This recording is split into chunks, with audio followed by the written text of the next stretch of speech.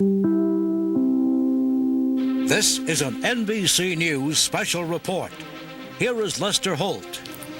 And good day, everyone, from New York. A verdict is being read right now in a California courtroom in the double murder case against Scott Peterson. There is no camera in the courtroom, but an live audio feed is being provided by the court.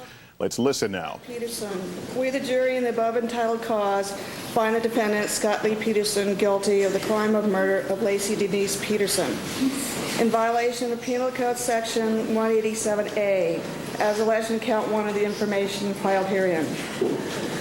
Dated November 12, year 2004, foreperson number 6. Mr. Foreperson, is that unanimous verdict of the jury with respect to count 1? It is, Your Honor. Agreed. We, the jury, further find the degree of the murder to be that of the first degree.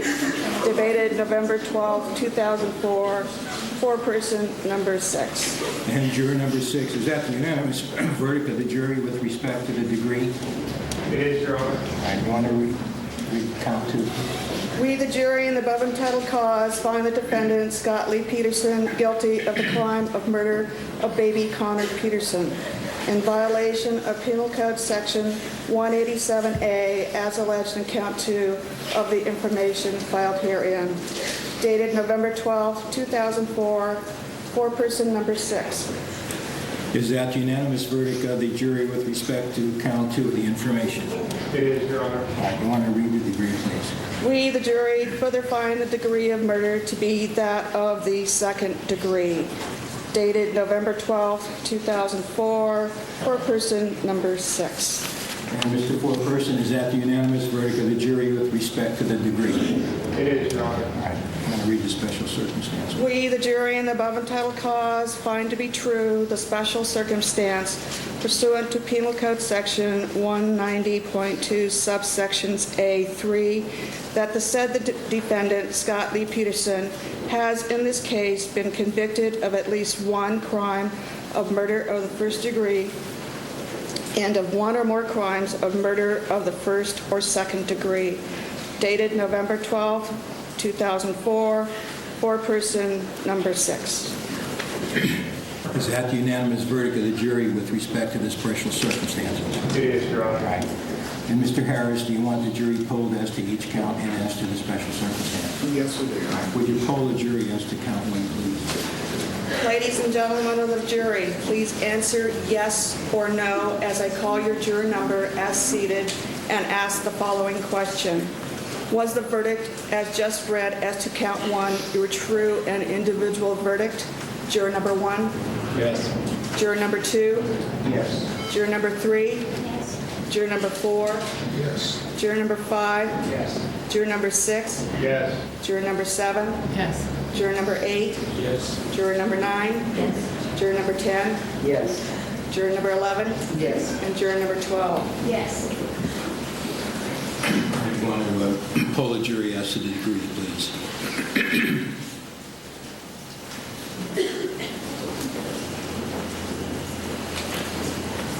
Was the verdict as just read as to the degree of the said murder to be that of the first degree your true and individual verdict? Juror number 1? Yes. Juror number 2?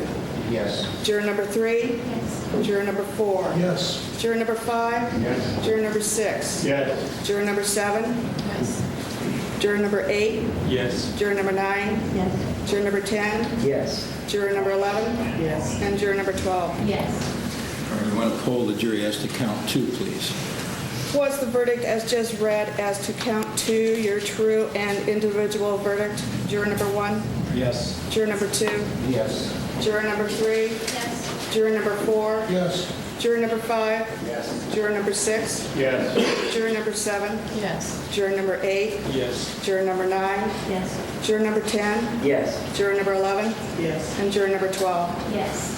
And would you poll the jury as to the degree? Was the verdict as just read to the degree of said murder to be that of the second degree your true and individual verdict? Juror number 1? Yes. Juror number 2? Yes. Juror number 3? Juror number 4? Yes. Juror number 5? Yes. Juror number 6? Yes. Juror number 7? Yes. Juror number 8? Yes. Juror number 9?